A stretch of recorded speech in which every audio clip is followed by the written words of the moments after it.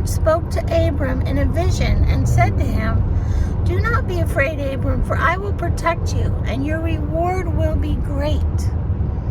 But Abram replied, "O sovereign Lord, what good are all your blessings when I don't even have a son? Since you've given me no children, Eliezer of Damascus, a servant in my household, will inherit all my wealth. You have given me no descendants of my own, so one of my servants will be my heir." Then the Lord said to him, "No, your servant will not be your heir, for you will have a son of your own who will be your heir." Then the Lord took Abram outside and said to him, "Look up into the sky and count the stars if you can. That's how many descendants you will have." And Abram believed the Lord, and the Lord counted him as righteous because of his faith. It's very interesting that we're reading this. Oh, let me say that again. That's how many descendants you will have.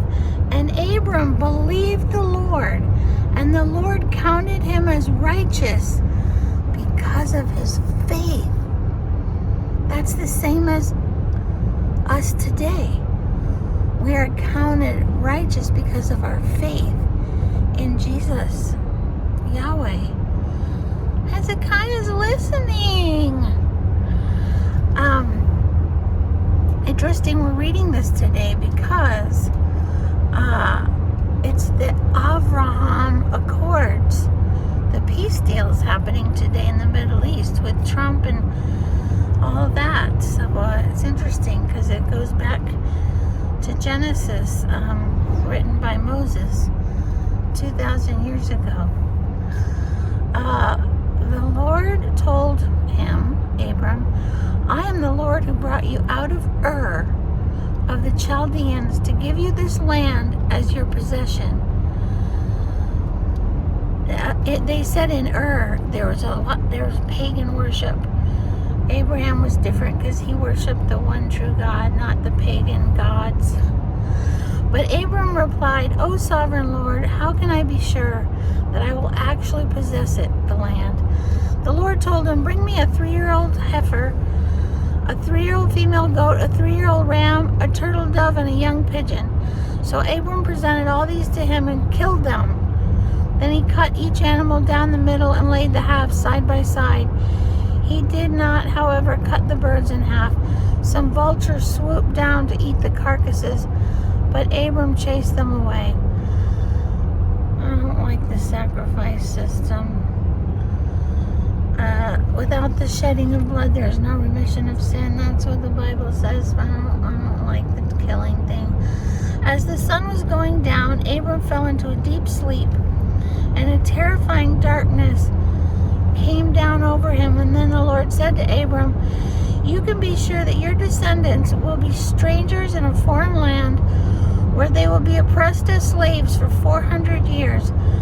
But I will punish the nation that enslaves them, and in the end they will come away with great wealth.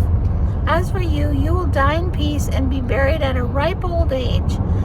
After 4 generations, your descendants will return here to this land, for the sins of the Amorites do not yet warrant their destruction." After the sun went down and darkness fell, Abram saw a smoking fire pot and a flaming torch pass between the halves of the carcasses.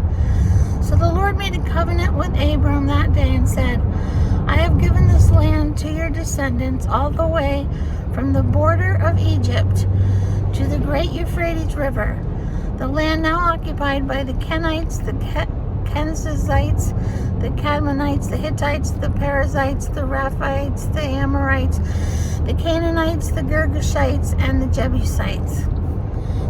The ites were all bad. They were doing child sacrifice and sexual immorality, pagan worship to their fake gods.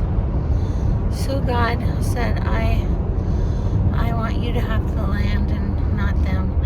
Anyway, yeah, kind of interesting that the Abraham, as Trump says, piece of torture today. What do you think about all this, Paul? Who is Israel? That is the question. Who is Israel?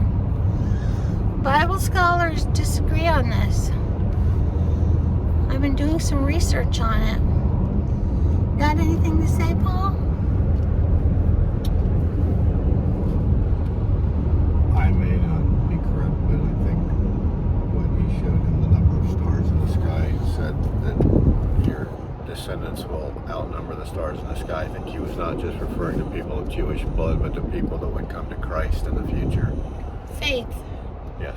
Whose faith would be counted for their righteousness. Yeah. So it was a spiritual descendants, maybe not physical descendants. What do you guys think?